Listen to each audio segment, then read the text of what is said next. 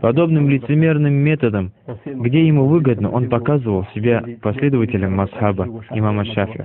Но в других местах утверждает, что Шафи и остальные имамы основали мазхабы, опираясь на свои умозаключения. И, мол, нет ни одного места в Коране и хадисах, где говорится, что нужно за ними следовать. Когда говорите, вы признаете, что существует 4 асхаба, вы так не ответили, к какому-то из них вы себя относите или конкретно зайдете? Вопрос. Ну, я говорю, человеческом мазхабе и отношусь к нему. И не отрицаю никакого мазхаба. Я нахожусь в мазхабе имама Шафи, а Магомед Саид не находится. Нигде не сказано, что нужно подчиняться Абу Ханифе, имаму Шафи, Малику или такому-то другому человеку.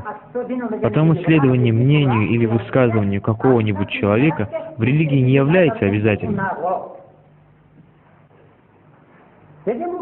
Поскольку это так, то говорить кому-то «ты следуй за определенным человеком» или за имамом Шафи и будь в его мазхабе и не отходи от его слов, это значит обязать человека тем, чем не обязал нас Аллах. Скажите, пожалуйста, вы признаете, что существует 4 мазхаба сунни?